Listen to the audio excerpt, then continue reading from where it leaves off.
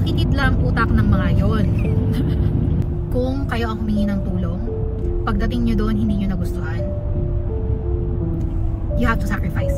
Kaya ano na lang silang magsabi ng bad things about you behind your back na alam mong ginagawa nila. Lahat ng desisyon natin, lahat may dahilang mabigat. Ang reason ko ay ang pangarap ko sa pamilya ko. Hello guys, this is me again, Joy Fajardo. Welcome back sa ating YouTube channel. This is Joy in Alberta. Kung kayo po ay hindi pa nagsusubscribe sa aming channel, go ahead and click that subscribe button. I-like nyo na rin ang video na ito at i-share nyo sa inyong mga kapag-anak, kapuso, kapatid at kapamilya para ma-entertain, ma-inspire at mabigyan natin sila ng happiness. For today, magbabasa tayo ng mga comments na very helpful. Maniwala kayo guys, very helpful itong mga comments na ito. Meron kaming ginawang video about sa ungrateful immigrants. Ayan. Kasi sabi nila, ungrateful daw paglilipat ng province. So yun, nakakuha tayo doon ng 31 comments. So, diba? Ang dami. So, ang gagawin natin, magbabasa tayo ng iba sa mga comments doon na feeling namin ay very helpful siya. Kasi kahit kami hindi namin alam or baka kayo hindi nyo alam, so at least magkakaroon kayo ng idea. Okay. Ito yung unang gusto namin i-share. Sabi ni Dayanara M. Puerto, RCIC-IRB. License ano yun? License consultant? Regulated Consultant of Immigration. Charot. Pero yun talaga siya. Ano siya? Regulated na, parang ano siya? Registered consultant. Parang yun ang ibig sabihin nun. So, sabi niya, at the end of the day, when you apply for nomination at a certain province, you are effectively telling the provincial and federal government that you intend to stay in the province for a certain time. The province, in a way, vouched for you and supported your PR application. If you transferred and the transfer become a problem down the line, you have the obligation to defend the decision to the IRCC so you don't lose your PR due to misrepresentation. Good luck. So, yun ang sinabi niya. So, nagaling siya, nag-aral tong taong ito. So, meron legit yung kanyang comment for sure. May pinanggagalingan, may law na pinaghugutan and everything. So, let's just keep that in mind. So, if magkaroon ng problema down the line, tayo ang mag-defend kung bakit natin ginawa ang ginawa natin. Okay. Ito, sabi ni Adam Cohen, provincial nominated kami ng isang province dyan po sa Canada, then luckily approved PR namin. Pero andito pa din kami sa Pinas dahil nagka-problema sa employer dyan sa specific province na nag-nominate sa amin. Kung matatanggap kayo na PR sa isang province, pwede ka naman tumira doon sa province hanggang sa maging Canadian citizen ka. Para pag naging citizen ka, meron kang right na lumipat kahit saang province. Nasa citizen test din yan na pag Canadian citizen ka, may right ka lumipat kahit saang province. So yun ang sabi ni Adam Cohen. Sabi ni MLR185, makitid lang utak ng mga yon. Sino kaya sila? In the first place, kaya nangingibang bansa tayo ay para sa better opportunity, diba? So kung may chance na lumipat ng ibang province kung saan magbibigay ng better opportunity sa'yo, then go ahead. Same thing sa trabaho yan. Kung may mas gandang trabaho na offer sa ibang company, edi lilipat ka, diba? Check. Tama naman siya doon. Thank you so much, MLR185. Monica Kindara 2746.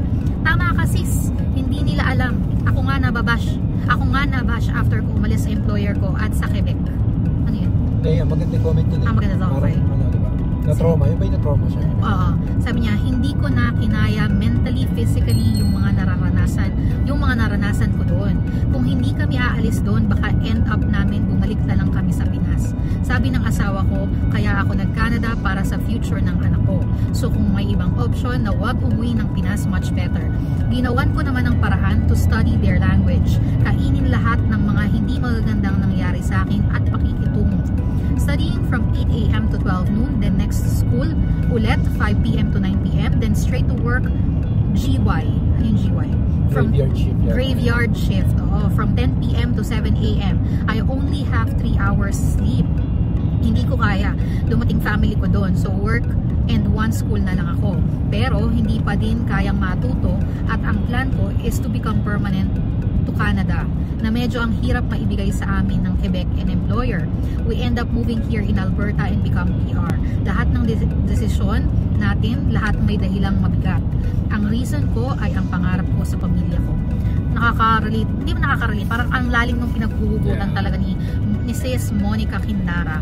Kasi ang nakakalungkot dito sa part na to kay Monica is alam niyang valid yung reason niya. Sa mata ng iba, hindi valid yung reason niya. Pero hindi niya maipagtanggol yung sarili niya. Kasi ano yun, i-head on mo ba?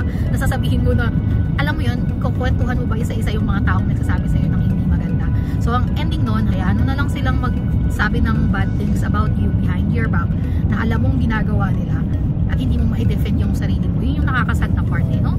Pero alam paano mo kaya ang dapat gawin ng mga ganito? Hindi ko na isama dun sa nakaraang vlog mo pero maganda yung sinabi mo dun na minsan yung mga tao na nagsasabi sa'yo, wala lang silang guts na gawin yung bagay na nagawa mo. Parang kunyari yung paglipat ng probinsya. Kaya kung sinabi yun? Nasabi mo yun kaso hindi na siya masyado namaba yung plan. So pinutol ko na, pero maganda yung sinabi ni Joy na yun. Minsan yung mga tao na nagsasabi na bakit kayo lumipat, minsan gusto nila yun. Hindi nila magawa kasi baka may reason na okay na sila doon, pero wala lang. Nasa comfort zone na kasi sila. So yun lang. Sis Monica, sana ay malagpasan mo na yung mental and physical stress na naranasan mo dun sa previous employer and previous province. Hindi mo na kailangan ipagtanggol yung sarili mo, pero nakaka-stress, di ba? Oo, yung parang gusto mo ipagtanggol yung sarili ko, pero parang bakit ko ipagtatanggol sa kanya yung sarili ko? Boss ko ba to? Joy pala. Anong masasabi mo, Ite? Ano mo nga, magsalita ka dyan. Okay, thumbs up. Sa atin pala, hindi natin dinedefend yung paglipat natin kasi para sa kaalaman nyo po, kami may Canadian citizen na rin po. So, itong video lang naman natin ginagawa lang para may mapag-usapan. Oo. Kasi ito yung mga hit. Saka yung desisyon namin na to, desisyon namin to. Kung may problema kayo sa desisyon namin, problema nyo. Opo pala, citizen pala kami. Nalimutan kong sabihin. Okay, may isa pa sinabi si Ate Monica. Nag-reply siya. Charot. Dear Monica. Magkakaroon tayo ng segment na Dear Monica. Sis, shout out! Ayan. Ito yung sabi ni Sis Monica. May nabasa din ako, sis, na it's okay na lumipat ng province kahit wala pang 2 years. If you are having a hard time to find a job in your profession, kung saang province ka, at kung may offer ka sa province na lilipatan mo na maganda at in line sa career mo, yun ang nakita ko. Okay. Ito si Adam Cohen 69. Pangalawang comment na niya to. So nilagay niya lang yung information about sa mobility rights, section 6. Kung interesado kayong basahin yung buong section na yon, nasa comment section niya dun sa ungrateful immigrant. Ayan. KBP2HW. Ay, ito maganda tong comment na to kasi baka matulungan natin si K. Ito ang sabi niya. Outside Canada application sila. Provincial nominated kami ng isang province dyan po sa Canada. Then luckily approved PR namin. Pero andito pa din kami sa Pinas dahil nagka-problema sa employer dyan sa specific province na nag-nominate sa amin. Unfortunately, until now, wala pa kaming bagong employer. Malapit na ma-expire PR visa namin until end of the year. Pero may gusto kumuha sa amin from other province. Isang factor din ang employment opportunity kaya lumilipat ng province. That's based on our situation. Ayan. So anong masasabi mo doon? Ako, ano naman to, experience naman talaga natin to, pero huwag kayo mag-decision based dito sa sasabihin ko. May kakilala kami na ganyan yung nangyari. Na-approve na yung PR nila, nagka-problema sa employer nila. Tinuloy pa rin nila. Kasi dapat ang unang yung kontakin dyan, yung province diba? Yung province na nag-nominate sa inyo. Approve na kayo sa federal So ilaban nyo lang. Tapos yung iba nga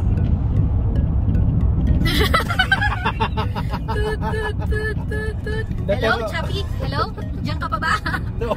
Chappy kasi nadala ng sitwasyon. Ay, ito na lang. Ito yung share ko yung sa atin. Ito isa, ano nga lang, tapusin ko na sa akin. Kontakin nyo lang yung na malamang naman na ginawa nyo na yung province na kung paano maganda sa inyo, kung paano yung magandang gawin. Kasi approve na kayo sa federal So, I think pwede nyo namang ituloy yan dito. Pero huwag kayong magbe-base sa sinabi ko. Dito. Kasi sinabi ko kasi baka yung nag-work sa iba, hindi mag-work sa iba. Tama. Yung sa amin po, nung papunta kami dito, flight namin ng 2 AM, ng 10 AM, ay ng 10 PM, ano flight natin? 2 AM. Flight namin 2 AM. 10 PM tayo alis ng bahay. 10 PM tayo alis ng bahay. 10 PM biglang tumawag sa employer na, oy, naibenta ko na nga pala yung kumpanya. Pero tinurn over naman daw kami. So, yun na lang yung pinanghawakan namin, yung fact na tinurn over kami. Pagdating namin dito, ayaw siyang kunin ng employer. So, in a way na experience namin yan. Pero kami naman ay ginaranti ni employer na yung pinagbentahan niya ng kumpanya niya, kukunin to. So, parang medyo, kami na, kung tatawag man itong si immigration bigla sa employer, baka naman sasabihin, oo, na-turn over yan sa akin. Buti na lang hindi tumawag si immigration kasi ayaw nga siyang tanggapin ng employer. Pero mas lamang sila kasi PR yung approve work permit lang yung sa amin. So, Anyway, Miss K or Sis K, best talaga is reach out kayo sa immigration. Baka sakali, sayang, di ba? Baka sakaling pumayag na pumunta na kayo, di ba? Pero yun, kung yung mga nanonood dito guys, kung meron kayong suggestion kay KBP2HW, comment kayo dito sa video na to para malaman natin. Baka mamaya sing kayo ng experience, ano nga ba ang ganap, di ba? Okay, Fables4780. Mobility rights as PR, totoo po yan. Pero here in Manitoba, ay ito, iba namang ano to, point of view, maganda to. Here in Manitoba, ang maaapektuhan ay ang nag-support sa application mo, friend or relative. Hindi na sila makakapag-support ng another application pag lumipat ng province yung nominee. Nakalagay po siya sa settlement plan ng MPNP. Not sure po sa ibang province kung same. Si Manitoba kasi ay may yung sa family stream. Na pwede kang mag-support basta may kaibigan ka, mag-anak kang from there. So yun nga lang, yung sinabi niya, totoo po yun. So sa side ng sinuport, pag po tiga Manitoba, maging careful kayo. Kung talagang gusto nyo magpa-support dun sa kamag-anak, kaibigan nyo, make sure na hindi kayo lilipat guys. Kasi yung credibility nung nag-support sa inyo, yung nasa line, parang kumbaga ganun. So just yun lang. Kung ayaw nyo mag-Manitoba talaga, huwag kayong magpa-support. Sa katsak naman family member nila yung nag-support eh. So yeah. Kaya kayo sinuportahan nun, gusto kayo makasama ng kapamilya mo. So kung may plano ka naman lumipat na ibang probinsya, be straightforward with them na hindi po kami planong magpunta dyan. Ngayon, naman sila, di ba? Ngayon, kung kayo ang humingi ng tulong, pagdating nyo doon, hindi nyo nagustuhan, you have to sacrifice. Tama. Yun ang para sa akin. Kahit hindi nyo nagustuhan, you have to sacrifice. Kasi kayo yung nanghingi ng tulong. Ito yung mga hindi masabi ng kamag-anak na sasabihin ko sa inyo. Tama. Kasi yung kamag-anak nyo, hindi yan magrereklamo sa inyo, pero deep inside, malulungkot yan. Kasi kayo na yung last na matutulungan nila, di ba? So, kung kayo yung tinulungan, hindi nyo nagustuhan, nandoon kayo, lalo na sa Manitoba, dahil nga relative stream. Walang ibang nag-support sa inyo, kundi yung kamag-anak nyo lang. Magsakripisyo po kayo. Pero again, depende sa kamag-anak. Baka naman yung kamag-anak nyo, hindi talaga magsasabi ang kamag-anak na wag eh. Hindi, kapag sinabi nyo na, wari sa akin, sabihin, Joy, pasensya na, hindi talaga kami pang dito kasi ganito, kasi ganun, kasi ganyan. Pero kung may nakasulat, bebe naman siguro na maapektuhan tayo. Kung ako yun didiretsuhin ko yung kamag-anak na maapektuhan ako. At least alam lang niya na, di ba? Pero, anyway, hindi naman tayo taga Manitoba. Sa mga taga Manitoba po, shout out. Pero kung gusto ko dyan dati, di ba? Yes, first dream province ni Kiko. Kaya hindi ko rin makita yung dahilan kung bakit hindi kayo mag-stay doon kasi maganda. So, sabi ni Tickboy 4467, I believe nagstay kayo ng matagal sa province that nominated you. Kung less than a year, yun ang delikado. Tapos, ito naman sabi ni Tickboy, ito basahin ko kasi helpful to kasi ito yung mga experiences. Sabi ni Tickboy 4467, I have read 2 cases na na-deny ang citizenship. One is after a week of getting PNP PR, he moved to Ontario. One family is less than a year after getting PR, nag-move, kaya delikado yung one family vlogger from Vancouver nag-move sa Calgary to buy a house. So yun sabi ni Tickboy. Ito, nag-reply naman si Jeffer B4592. Ito, madami kaming lumipat ng ibang province after namin ma-PR. So ito, personal experience niya to guys. Ako 6 months, yung iba kong friends 2 months, pero never kami lahat nagka-problema sa pag-apply ng citizens. May pinirmahan pa kami sa company namin na nag-nominee na need namin magstay ng 4 years pero void naman mga yon basta ma-PR ka. Malinaw naman kasi yung mobility rights. Inintindi namin muna mabuti yon before kami nag-decide na lumipat. So yun, personal experience to ni Jeff. So syempre, nagtanong ako ng further information para makatulong lalo sa mga manonood. At ito nga ang sabi ni Jeff. Opo, SINP. Then nag-move ako ng Edmonton. Yung iba, mga kasama ko sa work Edmonton. Tapos may one din ako friend galing Manitoba. Nag-ask din siya sa akin paano mag-move. Tapos yun sinabi ko po. Nasa Spruce Grove na siya now. Almost 3 years na din po ako Canadian citizen now. At thank you kay Lord at wala po kami lahat naging problema sa pag-apply ng citizenship.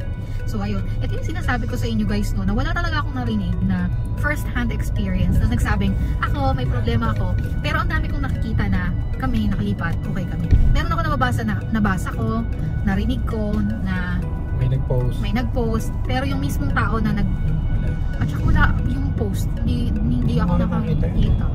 baka natsyambahan lang. Pero yun, may mga nakakabasa. Hindi natin alam, di ba? Yun.